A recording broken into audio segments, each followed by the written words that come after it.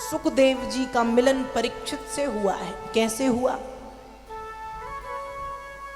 भागवत जी का बीजांकुरण महाभारत से हुआ है। और महाभारत में 5 पांडव, कुंती के 3 पुत्र हैं, युधिष्ठिर, भीम, अर्जुन।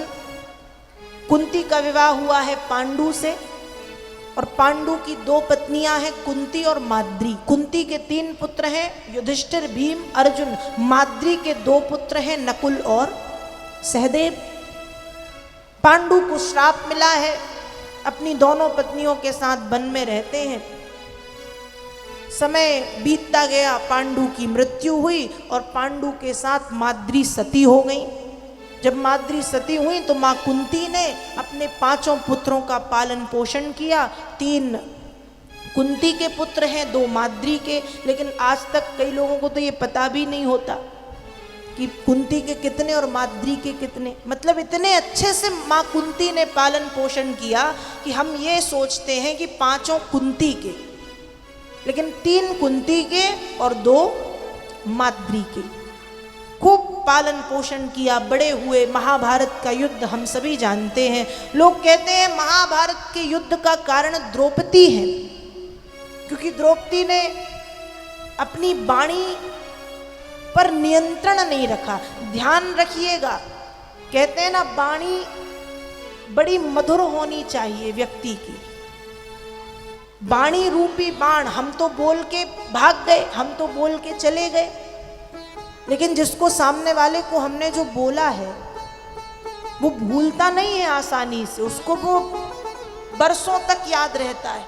इसलिए व्यक्ति की वाणी बहुत मधुर होनी चाहिए, जिससे भी बोले मीठा बोले, और ऐसी कोशिश रहे कि बुरा ना बोले।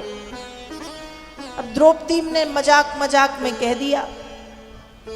एक महल का निर्माण हुआ, मैं द्वारा निर्मित वो महल, उसमें जल की जगह पृथ्वी दिखती थी, पृथ्वी की जगह जल दिखता था।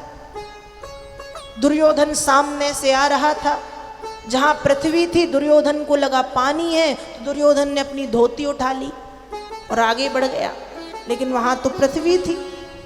अब जहां पानी था वहां दिख रहा है जमीन है, तो दुर्योधन चलता गया तो धड़ाम से पानी में गिर गया। द्रौपदी छज्जा पर खड़ी थी और खड़े खड़े द्रौपदी के मुख से निकल पड़ा कि अंधों के तो अंधे ही होते हैं। और ये चुभ गया दुर्योधन को। यहाँ तो लोग सोचते हैं कि द्रौपदी की वाणी और द्रौपदी के कारण ही महाभारत का युद्ध हुआ, पर नहीं। फिर हमें लगता है कि कहीं ना कहीं भगवान कृष्ण के कारण युद्ध हुआ।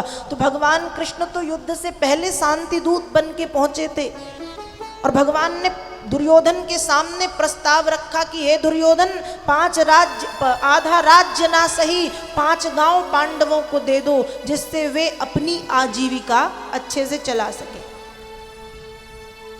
पर दुर्योधन तो दुर्योधन, सूचग्रे नैव दातव्यम बिना युद्धेन भारतो कृष्ण तुम 5 गांव की बात करते हो। सूजी की नोक के अग्रभाग के बराबर भी पांडवों को बिना युद्ध के नहीं दूंगा। युद्ध तो होगा। युद्ध हुआ तो यहां युद्ध का कारण ना द्रौपदी है ना भगवान कृष्ण। युद्ध का कारण है लोभ। ध्यान रखिएगा, लोभ भयंकर होता है।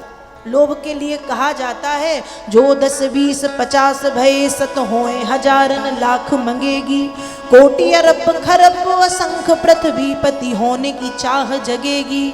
स्वर्ग पताल को राज्य करो, तृष्णा अधिकी अति आग लगेगी, और सुंदर एक संतोष बिना नर तेरी तो भूख कबहू न मिटेगी।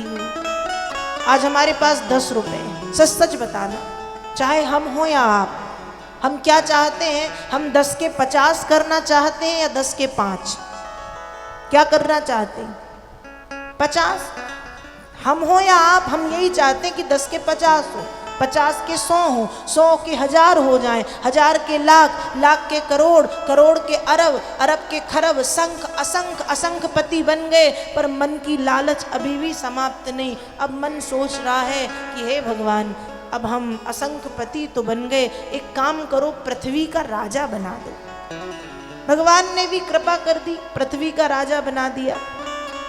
अब मन कह रहा है कि भगवान अब स्वर्ग का राजा बना दो, चलो स्वर्ग के राजा बन गए। मन फिर कहता है कि हे प्रभु, अब पृथ्वी हमारी, स्वर्ग हमारा, तो पाताल का राजा भी बना दो। हम मर जाते हैं पर मन का लोभ नहीं मरता, मन की लालच नहीं मरती।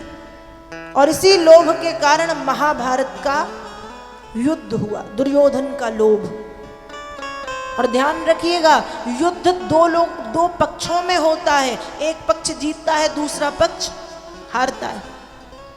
जीतने वाले का भी बहुत कुछ जाता है, हारने वाला तो पूरे से हार जाता है, तन से, मन से, धन से। और जीतने वाले को भी अपना बहुत कुछ खोना पड़ता है।